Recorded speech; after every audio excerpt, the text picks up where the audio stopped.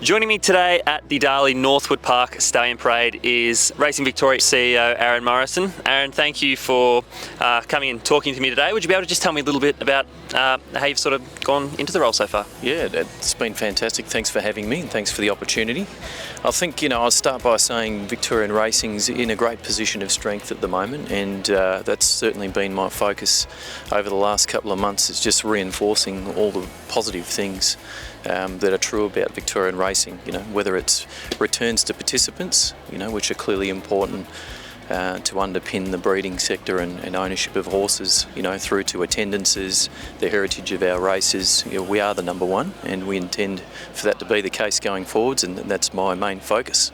And you're here today at Darley's Stallion Parade. Would you be able to tell me how important it is for you to be here representing Racing Victoria for the Victorian breeders? Yeah, absolutely. It's important for us to show our partnership with the breeders to make sure that the breeding sector recognises Racing Victoria's support and appreciation for the contribution that they make.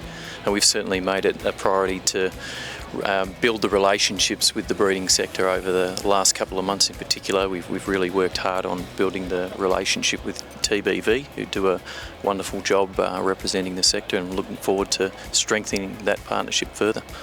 One thing we know in the industry at the moment, across both the racing and breeding sectors, is that there is a slight tightening in budgets. Would you be able to tell me where both the breeding and racing sector sits at the moment in terms of the budgetary line? Yeah, I think so. I guess one of the key drivers of that would be industry funding, which largely comes from wagering, right? And wagering probably funds about 90% of all activities that Racing Victoria manages.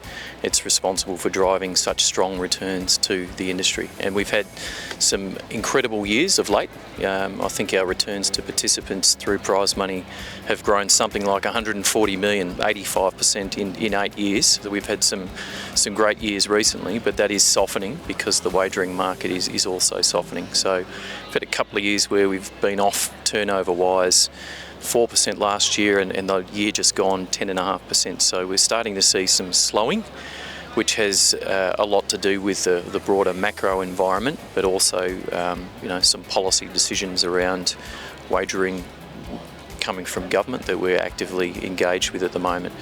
So softer times, but our job, despite all of that, is to absolutely maintain the returns to participants, and we'll do everything we can to amend other parts of the business to make sure that we retain the returns to participants as a first priority.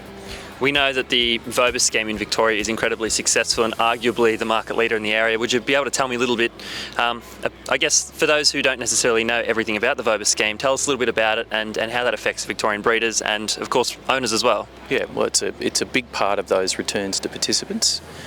In terms of its contribution, it's more than $30 million a year that we are returning to participants through prize money, bonuses, and more recently the Vobis Sires vouchers, which has been a tremendous new initiative that we introduced a couple of years ago, and I think we're up to about $3.6 million worth of vouchers that have been won through winning Vobis races, and I think at least half of that's been redeemed, and almost 100% of the first year vouchers have been redeemed, and that's going back into the breeding sector.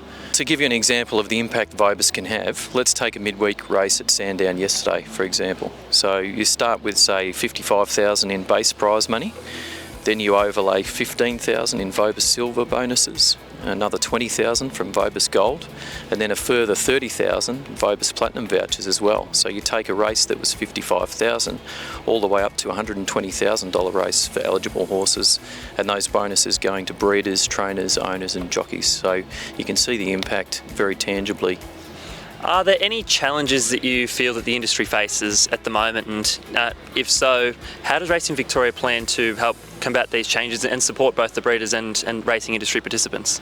Yeah, I think it's working together in partnership and being transparent about the pressures that we are each facing, and at the moment a lot of it just relates to the sort of macro demand factors that I mentioned before, and we're working hard to try and arrest the decline, make sure that we are promoting Victoria racing as the number one product in the state. Making racing excellent again is a real focus of mine and my team's, promoting racing, and that will take care of the demand and hopefully underpin breeders' contributions and values of horses and continue to stimulate demand to own and breed further horses in Victoria. Aaron, thank you for taking the time out of your day to come and chat to us. It's been a pleasure, and enjoy the rest of your time at the parades. Thanks, you're welcome.